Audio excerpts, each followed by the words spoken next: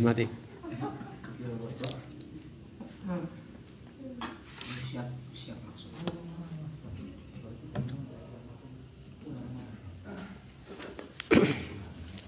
Assalamualaikum warahmatullahi wabarakatuh.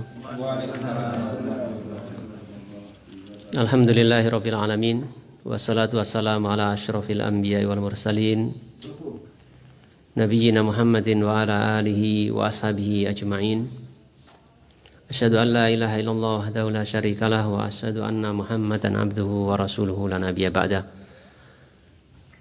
Saudara-saudara sekalian, teman-teman yang dimuliakan Allah Subhanahu wa taala, kita lanjutkan masih dalam bab adab salam pada poin yang ke-14 halaman 176.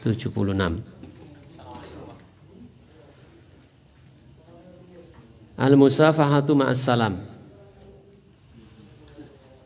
Jadi berjabat tangan bersamaan dengan ucapan salam. Jadi adab yang ke-14, berjabat tangan bersamaan dengan ucapan salam. Rawal Bukhari wa an Qatadah qala qultu li Anasin akanatil musafahatu fi ashabin Nabi sallallahu alaihi wasallam qala na'am.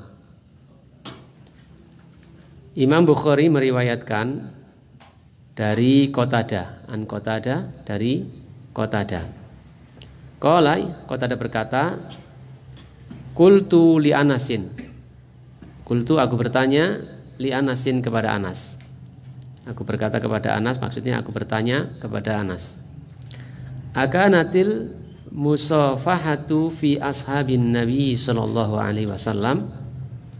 Apakah al-musafaha, saling berjabat tangan, fi ashabin Nabi sallallahu alaihi wasallam, pada sahabat-sahabat Nabi? Apakah sahabat-sahabat Nabi itu juga saling berjabatan tangan? Qala, menjawab sahabat Nabi Anas, na'am, iya. Artinya berjabatan tangan ini sudah dilakukan sejak dahulu. Ya, jabat tangan yang biasa itu. Kalau yang sekarang ya enggak, maksudnya jabat tangan yang biasa. Tangan kita kanan bertemu dengan tangan teman kita. Nah, itu jabat tangan biasa. Adapun jabat tangan yang model sekarang itu ada ngini, balik ngini lah gitu. Nah, ini enggak, ini kan baru, ini perkara-perkara yang baru. Artinya jabat tangan yang umum dilakukan, orang semua paham jabat tangan seperti berjabat tangan antara tangan seseorang, tangan kanan seseorang dengan tangan kiri temannya. Tangan kanan temannya. Ini sudah menjadi kebiasaan juga pada kalangan para sahabat Nabi sallallahu alaihi wasallam. Jadi hadis ini memberitahukan kepada kita sekalian, jabatan tangan itu juga dilakukan oleh para sahabat-sahabat Nabi dahulu, bukan perkara yang baru. Adapun jabat tangan yang modern sekarang ya kita tidak mengatakan mereka melakukan seperti itu. Ya, karena kita juga baru tahu setelah besar. Waktu kecil juga tidak tahu. Kemudian riwayat yang selanjutnya, rawat Tirmidzi wa hasanahu anil Barra radhiyallahu anhu qala. Imam Tirmidzi rawat telah meriwayatkan wa hasanahu, dan beliau menghasankannya. Jadi hadis itu ada hadis sahih, ada hadis hasan, hadis dhaif, dan macam-macam penamaan istilah hadis. Adapun Imam Tirmidzi menghasankan, maksudnya mensahihkan. Ya. Karena hasan itu riwayat hadis hasan itu derajatnya di bawah sahih. Tapi kalau Imam Tirmidzi ini hasannya itu kadang-kadang sahih gitu. Maksudnya sahih. Anil Barra radhiyallahu anhu qala, dari Al-Barra radhiyallahu an. Jadi dari Al-Bara, yaitu salah satu nama sahabat Nabi radhiyallahu an, kita doakan semoga Allah senantiasa meridhoinya. Qala, ia berkata, qala Rasulullah sallallahu alaihi wasallam, telah bersabda Rasulullah sallallahu alaihi wasallam, ma min muslimaini, tidaklah Min dari muslimah ini dua orang muslim, yaltaqiyani yang keduanya bertemu, fayatasofahani, maka yatasofahani keduanya saling berjabat tangan. Illa kecuali ghufiralahuma, akan diampuni lahuma bagi keduanya oleh Allah Subhanahu wa taala dosa-dosa mereka qabla ayyaftariqa, sebelum jabat tangannya terlepas. Ya, qabla sebelum ayyaftariqa keduanya melepaskan jabatan tangannya. Jadi pertama dari kedua hadis ini kita dapatkan bahwasanya jabatan tangan itu sesuatu yang memang sudah lumrah dilakukan sejak zaman dahulu. Yang kedua, para sahabat-sahabat Nabi mereka berjabatan tangan. Di antara mereka tentu saja yang dimaksud adalah sesama laki-laki, sesama perempuan. Adapun kalau dengan lain jenis yang mana hal itu bukan mahramnya, maka ini tidak boleh. Ya, berdasarkan riwayat-riwayat yang ada, di mana Rasulullah SAW beliau tidak berjabatan tangan dengan wanita yang tidak halal bagi beliau, baik ketika biasa ataupun saat, bahkan dalam momen penting seperti baiat, membaiat para sahabiat, beliau SAW cukup dengan mengucapkan, ya, tidak disertai dengan jabatan tangan. Berbeda ketika membaiat sahabat-sahabat yang laki-laki. Ini kesaksian Aisyah radhiyallahu anha. Selain itu Rasulullah SAW juga menyebutkan bahwasanya kepala kita ini ditusuk dengan besi yang panas. Itu lebih baik daripada bersentuhan dengan wanita yang tidak halal untuk kita. Artinya tidak mahram kita. Bukan istri kita, bukan ibu kita, saudari kita, anak kita, cucu kita, ponaan. Artinya wanita-wanita yang haram untuk dinikahi.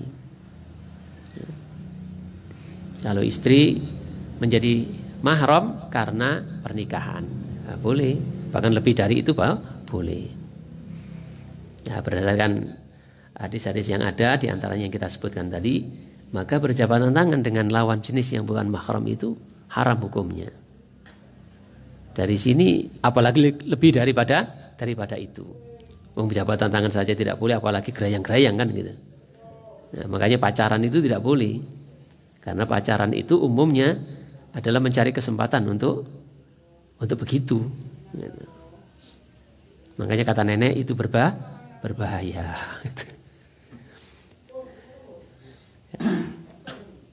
Jadi yang dimaksud tadi yang kita pahami adalah berjabatan tangan yang memang sesama kita, laki-laki dengan laki-laki, perempuan dengan perempuan. Di mana Rasulullah SAW menyebutkan tentang keutamaan berjabatan tangan ini, ya, Allah Subhanahu wa taala akan mengampuni dosa-dosa dua orang muslim yang berjabatan tangan tadi. Sampai jabat tangannya terlepas.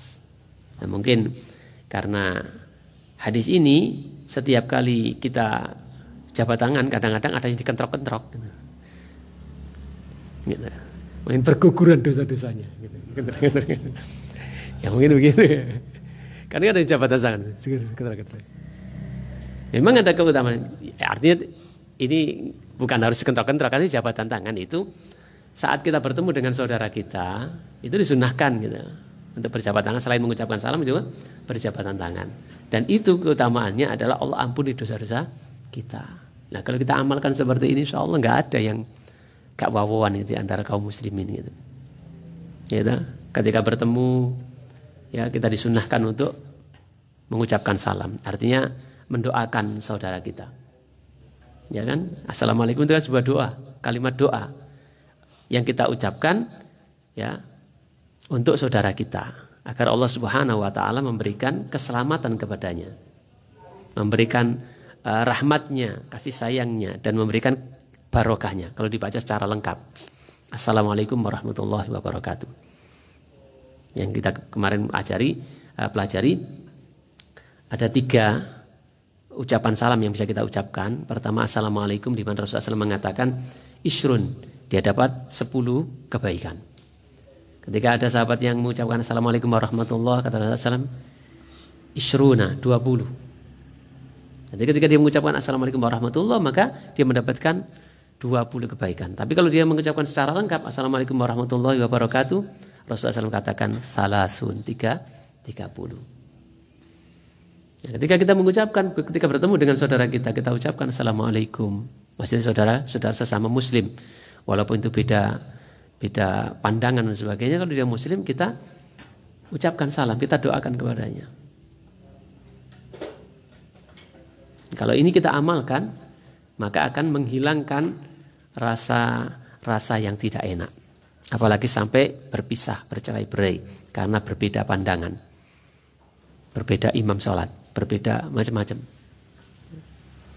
Apalagi jika disertai dengan berjabatan tangan, maka bertambah kebaikannya. Allah Subhanahu wa taala ampuni dosa-dosa yang kita lakukan. Tentu yang dimaksud di sini adalah dosa-dosa kecil. Adapun dosa-dosa besar maka dihapuskan oleh Allah Subhanahu wa taala dengan taubat. Jadi Allah Subhanahu wa taala kadang-kadang mengampuni dosa-dosa kita tanpa kita minta. Ya, tanpa kita minta. Dengan kita melakukan amal-amal soleh, amal-amal ketaatan, menjalankan syariat, maka Allah ampuni dosa-dosa kita. Dosa-dosa yang bukan dosa besar. Makanya Rasulullah SAW menyebutkan al-jumu'ah ilal jumu'ah, as-salawatul khamsa wal jumu'ah ilal jumu'ah wa ramadhanu ila ramadhana mukaffiratun lima bainahunna idza jtunibatil kabair. Antara salat-salat yang 5 waktu, antara Jumat sampai Jumat berikutnya, antara Ramadan sampai Ramadan berikutnya setahun, itu adalah saat-saat penebus dosa, waktu-waktu yang Allah Subhanahu wa taala ampuni dosa-dosa kita. Idza jtunibatil kabair, apabila kita meninggalkan dosa-dosa besar. Jadi antara duhur dengan asar, selama duhur dengan asar kita tidak melakukan dosa besar, maka itu adalah waktu Allah Subhanahu wa taala ampuni dosa-dosa kita. Kalau kita melakukan amalan saleh. Misalnya kita datang ke masjid untuk sholat berjamaah, maka langkah satu langkah kita dari kaki kita mengangkat derajat kita, langkah kaki berikutnya menghapuskan kesalahan-kesalahan kita, menghapuskan dosa-dosa kita.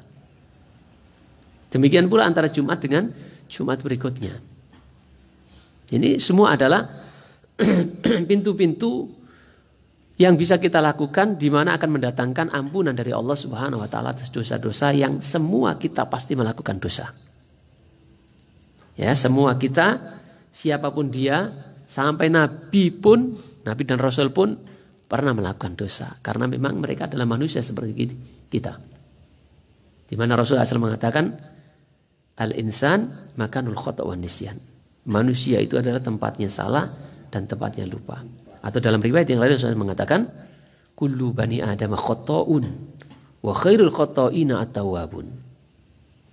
Semua anak keturunan Adam, manusia, adalah pelaku atau pernah melakukan perbuatan dosa. Dan sebaik-baik orang yang melakukan dosa atau kesalahan itu at-tawwabun, mereka yang bertaubat kepada Allah Subhanahu wa taala. Jadi Nabi pun seperti itu.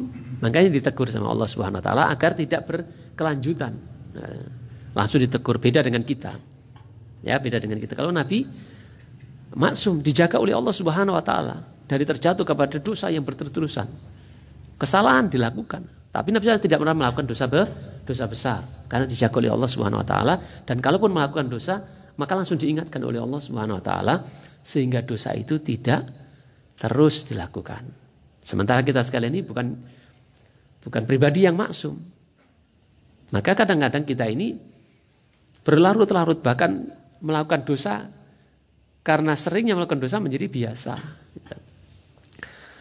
Saudara-saudara kalian yang muliakan oleh Allah Subhanahu wa taala, maka mudah-mudahan Allah Subhanahu wa taala senantiasa mengingatkan kita Ya, mengingatkan kita. Banyak cara Allah mengingatkan kita.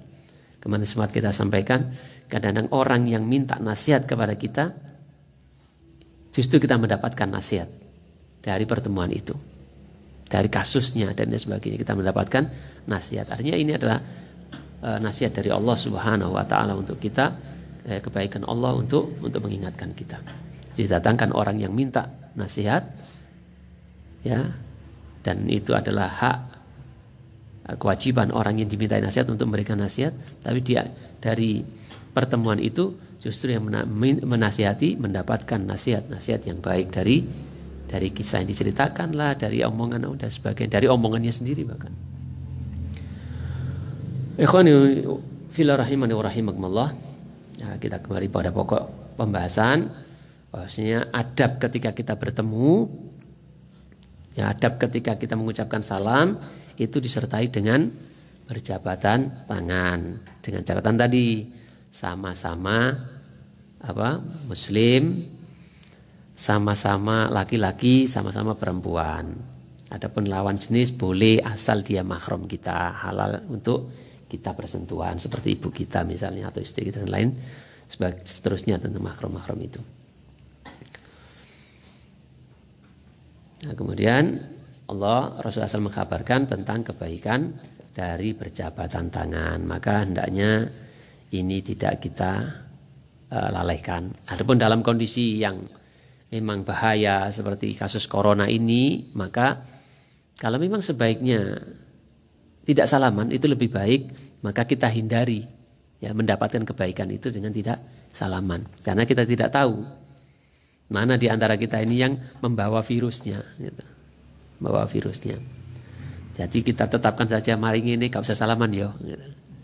Sampai kondisi normal kembali, gitu. Soalnya kadang-kadang kita ini diajak salaman, kadang-kadang juga enak tapi gak dijabat tangannya gitu kan, ya. Jadi tak umumkan saja sekalian gitu ya. Kita nggak usah salaman, cukup ucapan saja, ucapan salam, nggak usah jabatan tangan. Ya. Karena menghindari kemudorotan itu di dalam agama ini didahulukan daripada mengambil manfaat. Jadi apa istilahnya sadu dara'i ya. Jadi menghindari kemudorotan bahaya itu muqaddamun, lebih didahulukan ala jalbil masalih daripada mengambil maslahat. Darul mafasid muqaddamun ala jalbil masalih. Dan menghindari kemudorotan, kerusakan itu lebih didahulukan daripada mengambil manfaat. Kita tahu dalam hadis ini kita jabat tangan itu ada kebaikan, ada manfaat, yaitu Allah Subhanahu wa taala mengampuni dosa kita. Di dalam kondisi seperti ini, musim corona seperti ini, adanya bahaya yang tidak kita ketahui. Terlepas dari masalah politik, ya kita nggak paham, ini permainan ini dan sebagainya, yang pasti virus ini kita ketahui ada dan korbannya sudah ada. Kadang-kadang ada OTG, istilahnya orang tanpa gejala, ya, karena kondisi fisiknya yang memang kuat sehingga tidak merasa apa-apa. Tapi bagi orang yang fisiknya tidak kuat, maka andai kata kena kepada dia, maka akan terjadi sesuatu yang tidak diinginkan, yang jadi sakit. Dan ini tidak boleh. Sementara kita harus menjaga diri kita, juga menjaga saudara kita. Kita tidak ingin apa yang menimpa kita, keburukan menimpa kita, juga kita tidak inginkan menimpa saudara kita. Ya. Kan begitu. Dalam Islam kan seperti itu. Kita mencintai untuk diri kita sebagaimana kita mencintai untuk saudara kita sebagaimana kita mencintai hal itu untuk diri kita. Kita membenci sesuatu menimpa saudara kita sebagaimana kita juga membenci kalau sesuatu itu menimpa kepada kita.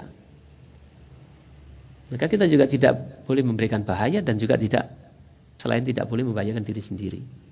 Jadi la dzarara wala dzirar. Jangan membahayakan diri sendiri, juga jangan membahayakan orang lain. Ya. Inilah prinsip-prinsip agama yang sangat indah, yang sangat bagus, yang andai kata kita semua faham dan diberikan kemampuan untuk mengamalkannya, maka dunia ini akan damai insyaallah. Bukan hanya satu kampung damai, tapi dunia juga akan damai tersinari dengan rahmat Islam, rahmatan lil alaminnya Islam. Jadi kita tetapkan iskal sesalaman dhisik gitu ya. Untuk menghindari bahaya yang tidak kita ketahui. Ya, kita lanjutkan. Poin yang ke-15. Wa yajuzul jam'u bainal isyarati wan nutqi bis salam. Dan boleh mengumpulkan di antara isyarat dan ucapan salam. Jadi sambil mengucapkan salam, kita memberikan isyarat, dan biasanya ini kalau posisinya memang tidak berdekatan. Ya gitu ya. Jadi misalnya sepeda motor tet, assalamualaikum. Nah gitu kan isyaratnya dengan sepeda atau dengan isyarat tangan, assalamualaikum. Kadang-kadang orang nggak dengar, tapi dengan isyarat ini orang melihat, kemudian lihat mulut kita dan menjawab salam, assalamualaikum, memberikan isyarat. Jadi boleh memberikan isyarat sambil mengucapkan salam. Rawat Tirmidzi wa hasanahu an Asma bint Yazid radhiyallahu anha. Imam Tirmidzi meriwayatkan dan beliau menghasankan di sini dari Asma bint Yazid radhiyallahu anha, semoga Allah Subhanahu wa taala senantiasa meridhoi Asma bin Yazid bintu Yazid. Tuhadditsu anna Rasulullah sallallahu alaihi wasallam marra fil masjid yauman wa usbatun minan nisa'i qu'udun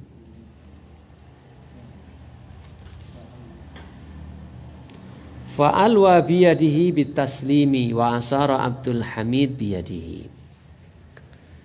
Dari Asma bin Yazid radhiyallahu anha, dia menceritakan bahwasanya dia menceritakan anna Rasulullah sallallahu alaihi wasallam, bahwasanya Rasulullah sallallahu alaihi wasallam marra, beliau pernah melewati fil masjid, di masjid, yauman pada suatu hari, wa usbatun minan nisa'i qu'udan, dan sekelompok dari para wanita qu'udan, mereka saat itu waktu itu duduk. Fa'alwa biyadihi bitaslim, fa'alwa, lalu beliau memberikan isyarat biyadihi dengan tangannya, bitaslim dengan ucapan salam. Wa asara Abdul Hamid biyadihi, dan demikian pula Abdul Hamid asyara, memberikan isyarat biyadihi dengan tangannya. Jadi asyara, isyarat sudah menjadi bahasa kita, bahasa Indonesia. Artinya Indonesia tidak bisa dilepaskan dari nilai-nilai Islam, di mana Islam identik dengan Arab. Jadi bahasanya saja sudah banyak yang terserap dalam bahasa kita, termasuk isyarat ini kan bahasa Arab aslinya. Kawasan wajib masker, wajib itu ya bahasa Arab. Kursiun, kursi, mistar, penggaris, kotok aketok, apa meneh? Musafir, safir, sopir, sing lungan-lunganan gitu, safir, kasir, bahasa Arab ya? Artinya banyak. Makanya tukang nyekel duit itu kasir jenengi. Akeh duit wasit, ya. Tengah-tengah, penengah, wasit, dan lain sebagainya. Nah, dari hadis ini, ikhwani fillah rahimani wa rahimakumullah, ada adab yang ke-15. Ketika kita mengucapkan salam, boleh juga dengan sambil mengisyaratkan tangan kita, sebagaimana yang dilakukan oleh Rasulullah SAW kepada para wanita, sebagaimana diceritakan oleh Asma bint Yazid. Ya, Rasulullah SAW nggak boleh berjabatan tangan dengan para wanita. Ya, cukup berikan isyarat dengan tangannya ketika mengucapkan salam. Kemudian poin yang ke-16, mengajarkan adab salam kepada orang yang belum mengetahuinya. Ta'lim adabus salam, ta'lim adabus salam liman lam ya'rifha. Mengajarkan adab salam liman kepada orang lam ya'rifha, yang belum mengetahuinya. Dan memang kita harus saling mengisi, saling memberikan tahu kepada kebaikan-kebaikan, agar supaya kebaikan itu terus mengalir kebaikannya. Orang yang tahu tentang adab salam, diajarkan kepada anaknya, kepada istrinya, kepada temannya, maka dia mendapatkan kebaikan dari apa yang dilakukan oleh orang yang diajari. Selain mengajari itu adalah kebaikan, ketika itu diamalkan oleh orang yang melakukannya, yang diajarinya, maka kebaikan itu akan bertambah. Ya, akan bertambah kebaikan demi kebaikan dan seterusnya. Apalagi itu adalah orang-orang yang memang wajib untuk kita ajari, seperti anak dan istri kita yang menjadi tanggungan kita. Wajib bagi kita para suami untuk mengajari mereka. Jadi selain kita bertanggung jawab memberikan nafkah lahir batin, ya, memberikan sandang pangan papan panggonan, kita juga berkewajiban untuk menyelamatkan mereka kelak di akhirat dari api neraka. Dan ini yang orang sering lupa atau mengabaikan, sehingga anak-anaknya, istrinya tidak dilibatkan untuk datang ke kajian-kajian ilmu, sementara dirinya sendiri tidak banyak mengetahui dan tidak pandai untuk mengajari. Jangan begitu. Kewajiban ku anfusakum wa ahlikum naro. Selamatkanlah dirimu dan keluargamu dari api neraka. Ini adalah kewajiban para suami. Apa tuh Kak Mas Anton? Gue udah mundur zaman ke situ. Kok apa tuh itu? Jadi suami.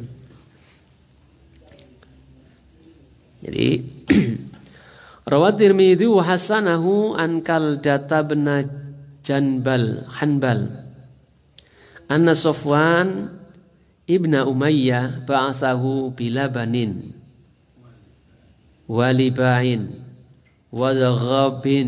wadaghabis ila Nabi sallallahu alaihi wasallam. Imam Tirmidzi meriwayatkan dan beliau menghasankannya dari seorang yang bernama Kalda, anaknya Hanbal, bahwasanya Safwan bin Umayyah, anna Safwan ibna Umayyah, ba'athahu, mengutusnya, bilabanin, dengan membawa susu walibain. Libain itu susu pertama yang keluar ketika induk itu melahirkan. Apa jadinya? Rum, ya. Jadi sampai 3 hari atau berapa itu susu itu. Itu yang paling bagus itu. Rum. Kolestrum. Ya mungkin seperti itulah. Karo jenenge aku. Wadaghabis. Daghabis ini yang saya nggak ngerti artinya, tadi saya cari di kamus-kamusnya, gak iso bahasa Arab nih.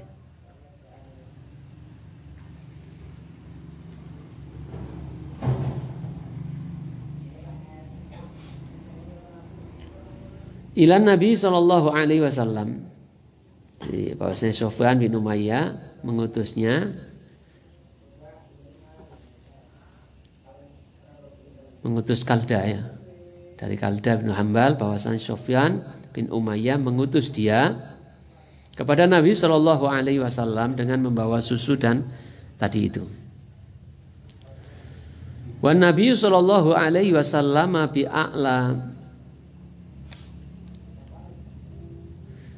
bi'a'lal wadi, dan Nabi sallallahu alaihi wasallam waktu itu berada di atas tempat tidurnya. Qala, ia berkata, fadakhaltu alaihi, lalu aku masuk kepada beliau, walam usallim, dan tidak mengucapkan salam, walam asta'dzin, dan tidak pula aku meminta izin. Jadi adabnya bertamu kan seperti yang sudah kita pelajari kemarin kalau nggak salah, itu selain mengucap salam juga meminta izin. Faqala Nabi sallallahu alaihi wasallam, lalu Nabi sallallahu alaihi wasallam beliau bersabda, irji, pulanglah, kembalilah. Tadi sudah masuk, suruh kembali, keluar dulu. Fakul, lalu ucapkanlah assalamualaikum. A'adkhulu, apakah aku boleh masuk? Ucapkan assalamualaikum, terus sertai dengan minta izin, a'adkhulu, apakah aku boleh masuk? Wadzalika ba'da ma aslama Sofwan, dan hal itu sesudah masuk Islamnya Sofwan. Dan di sini Rasulullah SAW mengajari adab bertamu kepada sahabat Sofwan ini, ya. Adab bertamu kepada Sofwan, nah, yaitu ketika kita bertamu maka kita ucapkan salam.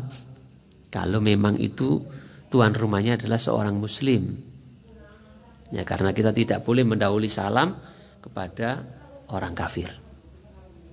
Ya, kebetulan dalam ini Rasulullah SAW yang ditamuni, yang akan diberikan susu dan libat tadi. Nah, ini nyelonong boy, ya, masuk, nggak ngerti, belum punya ilmu, belum tahu adab bertamu. Jadi selonong boy saja. Tadi masuk, sementara Rasulullah SAW sedang di tempat tidurnya. Lalu Rasulullah SAW menyuruh balik dulu, diajari. Ya, diajari nih sama niku bertamu, iku ucapno salam, ya, dan minta izin. Tapi kalau di kita ini mungkin saking apike wong Jawa gitu, kadang-kadang durung minta izin wis dikon mlebu. Ya. Assalamualaikum Pak Joko. Waalaikumsalam, monggo mlebet. Ya, wong Jawa. Nah, ini wong Arab kan beda meneh. Bahkan kadang-kadang di kalangan kita ini salam itu sudah dianggap izin. Assalamualaikum, waalaikumsalam, langsung masuk tamunya ini. Padahal itu adalah bukan izin. Kalaupun dicap waalaikumsalam, nggak disuruh masuk, ya kita belum punya hak untuk masuk. Nah, kalau kita minta izin, boleh saya masuk? Atau boleh saya bertamu?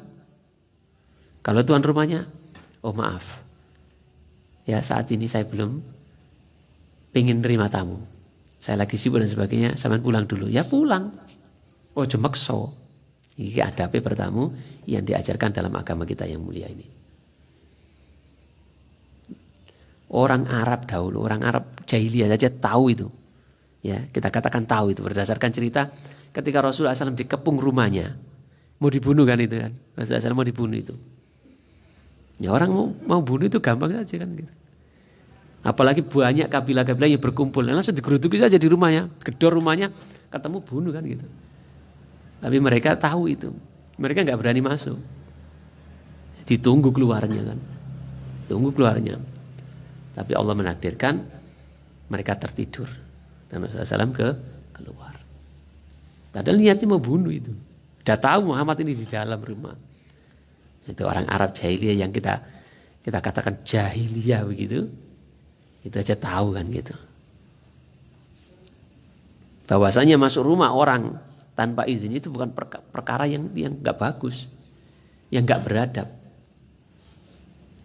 Walaupun itu orang dekat kita gitu. Ya walaupun yos koncok plek, kelambi yo gentenan misalnya gitu, sandal yo gentenan. Tetap dia punya privasi, apalagi bersama istrinya, yang tidak boleh kita selonong boy tadi. Sekali lagi ini adalah keindahan di dalam agama kita yang mulia. Ikhwani fillah rahimani wa rahimakumullah, teman-teman yang dimuliakan oleh Allah Subhanahu wa taala, semoga Allah merahmati kita sekalian. Jadi adab yang ke-16 yaitu kita harus mengajarkan adab salam ini dan juga adab-adab yang lain tentunya kepada orang-orang yang belum tahu, apalagi itu orang yang menjadi tanggungan kita, kewajiban kita untuk mengajarinya. Kemudian yang ke-17, adamu ibtida'i ghairil muslimi bisalam. tidak mendahului mengucapkan salam kepada ghairul muslim. Ada mulai tidak mendahului ghairul muslimi kepada selain orang Islam atau non muslim bisalam dengan ucapan salam. Rawa Muslimun an Abi Hurairah radhiyallahu anhu qala. Enggak ada qalnya. Rawa Muslimun, Imam Muslim meriwayatkan an Abi Hurairah radhiyallahu an dari Abu Hurairah radhiyallahu an anna Rasulullah sallallahu alaihi wasallam qala. Anna bahwasanya Rasulullah sallallahu alaihi wasallam qala, beliau bersabda, la tabda'ul yahuda walan nasara bisalam. La tabda'u, janganlah kalian mendahului al-yahuda kepada orang-orang Yahudi walan nasara, dan jangan pula kepada orang-orang Nasrani bisalam dengan mengucapkan salam. Jadi ojo rumangsa luwe pinter timbang Nabi ya. Wah, iki sawangane kok apa istilahnya? Diskriminasi gitu. Bahasanya kita kan diskriminasi. Nabi itu lebih pintar dari kita, lebih paham dari kita, lebih benar daripada kita. Nabi yang mengatakan kepada kita sekalian ini agar menjadi adab kita tidak mendahului ucapan salam kepada orang-orang ghairul muslim, apakah orang Yahudi, orang Nasrani ataupun orang ghairul muslim yang lainnya. Jangan dibolak-balik. Jadi bawakan dalil yang lainnya, misalnya adanya persamaan, gitu. Allah tidak memandang gini, Allah menciptakan ini juga dalam rangka supaya segini-gini macam-macam. Gitu. Dalam masalah ini, masalah salam ini, Nabi tegas mengatakan jangan kalian mendahului mengucapkan salam kepada orang Yahudi dan Nasrani, apalagi kepada yang lainnya. Disebutkan Yahudi dan Nasrani karena memang dua agama ini yang paling dekat dengan kita, sama-sama agama samawi. Bukan berarti disebutkan Yahudi dan Nasrani kemudian agama yang lain menjadi boleh, tidak. Karena Nabi hanya mengatakan jangan kamu mendahului salam kepada orang Yahudi dan Nasrani, berarti boleh kepada agama yang lainnya dong. Tidak seperti itu cara memahaminya. Rasulullah SAW mengatakan jangan kamu mendahului ucapan salam itu kepada orang Yahudi dan Nasrani. Karena memang mereka lebih dekat dengan kita, maka cara memahaminya adalah apalagi orang yang agamanya bukan agama samawi, maka hukumnya sama. Tidak boleh kita mendahului mengucapkan salam kepada mereka, apalagi salam salam kita untuk sesama muslim kita. Assalamualaikum warahmatullahi wabarakatuh. Artinya kita mengucapkan keselamatan mereka. Boleh, ini doa. Boleh kita mendoakan mereka, tapi doakan supaya mendapatkan hidayah, petunjuk dari Allah Subhanahu Wa Taala menjadi seorang Muslim, menjadi umat Nabi Muhammad SAW.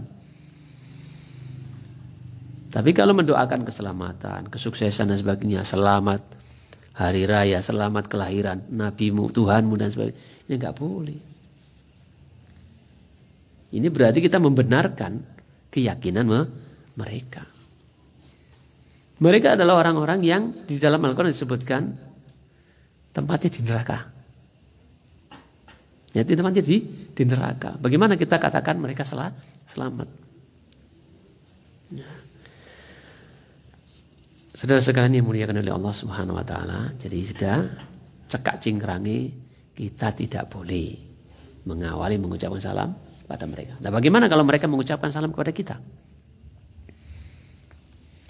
Nah, pada poin yang ke-18, raddus salami ala ghairil muslimi biqaulihi wa alaikum. Raddus salam, menjawab salam ala ghairil muslim, kepada non muslim, biqaulihi, dengan ucapannya wa alaikum, dan atas kalian dan kepada kalian juga. Rawa Muslimun an Anasin radhiyallahu an, Imam Muslim meriwayatkan dari Anas radhiyallahu anna ashaban Nabi sallallahu alaihi wasallam qalu lin Nabi sallallahu alaihi wasallam. Anna ashaban Nabi, bahwasanya sahabat-sahabat Nabi qalu, mereka berkata, lin Nabi sallallahu alaihi wasallam, kepada Nabi sallallahu alaihi wasallam, inna ahlal kitab, sesungguhnya ahli kitab, maksudnya orang Yahudi dan Nasrani, yusallimuna alaina, mereka mengucapkan salam kepada kita atau memberikan salam kepada kita. Fa kaifa naruddu alaihim, bagaimana kita menjawab salam mereka? Jadi bahasanya sahabat-sahabat Nabi, mereka bertanya kepada Nabi Shallallahu Alaihi Wasallam, sesungguhnya orang-orang ahli kitab, orang Yahudi dan Nasrani itu mereka hidup bersama para sahabat ya. Di Madinah banyak orang-orang Yahudi. Mereka mengucapkan salam kepada kita juga, wahai Rasulullah. Bagaimana kita menjawabnya? Jadi hati-hatinya para sahabat Nabi, jangan sampai melakukan sebuah kesalahan. Urusan agama ini, urusan akidah ini. Nah, kita sekarang ini yang senengannya gampang-gampangan dalam masalah akidah, gampang-gampangan. Ya, sembrono. Sahabat ini orang yang paling takut terjatuh kepada kesalahan, apalagi dalam masalah akidah. Maka hal seperti ini ditanyakan kepada Nabi SAW. Sungguhnya orang-orang Yahudi dan Nasrani itu memberikan salam pada kita, Rasulullah. Bagaimana jawaban kita untuk salam mereka itu? Qala Rasulullah SAW bersabda, qulu wa alaikum. Ya jawab saja wa alaikum, dan juga atas kalian. Jadi mereka mengikuti salam-salam kita kalau sesama kaum muslimin. Assalamualaikum.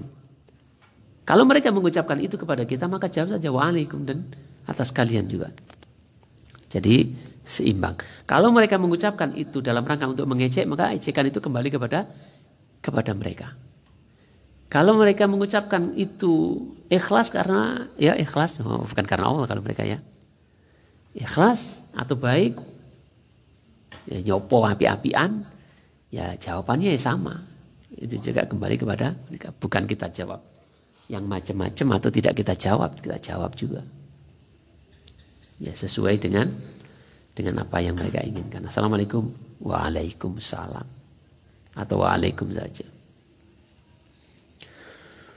Wa fi sahihaini an Abdullah bin Umar radhiyallahu anhuma, disebutkan di dalam Sahih Bukhari dan Muslim dari Abdullah bin Umar radhiyallahu anhuma, annahu qala, bahwasanya Ibnu Umar berkata, qala Rasulullah sallallahu alaihi wasallam, telah bersabda Rasulullah sallallahu alaihi wasallam, innal yahuda, sesungguhnya orang-orang Yahudi, idza sallama alaikum, apabila dia mengucapkan salam kepada kalian, ahaduhum, salah satu dari mereka, fa innama, maka sesungguhnya, yaqulu, dia mengucapkan assalamu alaikum. Asam, kebinasaan, kecelakaan, racun, gitu. Alaikum, atas kalian. Yang mirip-mirip, kalau enggak jeli dikironi assalamualaikum, tapi aslinya assalamualaikum. Faqulu, maka jawablah waalaikum. Dan ini kejadian ini pernah terjadi. Ya, mereka orang Yahudi, salah satu dari mereka mengucapkan salam kepada Rasulullah SAW seperti itu. Saat Rasulullah SAW bersama Aisyah radhiyallahu anha. Ya, Rasulullah SAW kan suami yang baik, ya, dan jalan-jalan berdua dengan istrinya termasuk dengan Aisyah. Ketika di jalan ada orang Yahudi memberikan salam kepada Rasulullah Sallallahu Alaihi Wasallam. Assalamualaikum ya Muhammad, assalamualaikum. Rasulullah SAW menjawab waalaikum. Mendengar jawaban Rasulullah SAW ini, Aisyah mengatakan, wahai Rasulullah, dia itu mengucapkan assalamualaikum gitu, mendoakan kebinasaan, kecelakaan kepada engkau. Kenapa kok sama jawab gitu kan, protesnya Ibunda Aisyah. Dikiranya Rasulullah SAW tidak mendengar ucapan itu. Dikiranya Rasulullah SAW mendengarnya assalamualaikum, padahal assalamualaikum. Maka Rasulullah SAW menjelaskan akan hal ini. Ya, artinya dengan jawaban waalaikum itu kembali kepada dia. Racun kau Muhammad, ya kepadamu juga gitu. Kan gitu kan? Assalamualaikum. Ya, kehancuran untukmu Muhammad. Jawabannya waalaikum dan kepada sama juga. Artinya inilah adil, ya adil. Rasulullah SAW tidak nambah-nambahi dengan kalimat-kalimat yang menunjukkan ya wong bodoh atau wong jahil kok dilawan kan gitu. Kayak istilah kita lah gitu. Ono wong gendeng ngamuk-ngamuk terus kita ajak padu gitu. Nah wong gendeng kok dijak padu. Ya padu gendeng lah. Kan gitu kan. Ya dijawab seperlunya. Sesuai dengan apa yang diinginkan. Kembali kalau dia mengucapkan niatnya jelek dengan assalamualaikum, ya racun juga kepadamu. Tanpa harus kita tambahi racun busuk dan semacam-macam lah gitu. Kemudian yang terakhir, idza marra ala qaumin minal musyrikin bainahum muslimun sallam alaihim. Apabila melewati sekelompok orang dari orang-orang musyrik di mana di antara mereka ya bainahum di antara mereka itu muslimun ada orang Islam, salam alaihim, maka kita ucapkan salam pada mereka. Artinya niatnya kita mengucapkan salam itu kepada saudara kita yang berada di tengah-tengah gerombolan atau kumpulan orang-orang kafir. Mungkin ketika di warung kopi gitu kan, di sana bercampur antara orang kafir dengan muslim. Atau ketika seperti Kiai Haji Agus Salim yang menjadi delegasi Indonesia dalam pertemuan sidang PBB misalnya gitu. Karena di sana juga ada perwakilan-perwakilan dari negara-negara kafir yang otomatis mereka adalah orang-orang kafir. Maka Agus Salim mengucapkan salam. Ketika masuk, ketika berdiri, memberikan sambutan. Artinya mengucapkan salam kepada orang-orang Islam, saudara-saudaranya. Secara yang ada di tengah-tengah jamaah kaum bercampur kaum kafir dan kaum muslim. Fa fi sahihaini an Urwata anna Usama bin Zaidin radhiyallahu an. Disebutkan di dalam dua kitab sahih, yaitu Sahih Muslim dan Sahih Bukhari, dari Urwah bahwasanya Usama bin Zaid, Usama anaknya Zaid radhiyallahu an, ahbarahu, dia mengkhabarkan kepadanya anna Nabiya sallallahu alaihi wasallam marra bi majlisin, anna bahwasanya Nabi sallallahu alaihi wasallam marra pernah melewati bi majlisin, suatu majlis, sekumpulan orang, wa fihi, dan di dalamnya akhlatun minal muslimina, bercampur orang-orang Islam juga, wal Yahud, dan orang Yahudi. Fasallama alaihim, lalu beliau sallallahu alaihi wasallam mengucapkan salam kepada mereka. Jadi artinya kita mengucapkan salam, mengamalkan ini juga karena mengikuti Rasulullah sallallahu alaihi wasallam. Ya, karena mengikuti Rasulullah SAW. Walaupun mereka dalam kawanan orang-orang musyrik, orang-orang kafir umpamanya, maka kita tetap berikan salam, tidak harus sendirian gitu. Demikian teman-teman sekalian yang bisa kita pelajari bersama. Mudah-mudahan bertambah ilmu agama kita, bertambah kebaikan untuk kita, dan semoga Allah Subhanahu wa taala mudahkan kita sekalian bisa mengamalkannya. Subhanakallahumma wa bihamdika asyhadu an la ilaha illa anta astaghfiruka wa atubu ilaik. Assalamualaikum warahmatullahi wabarakatuh.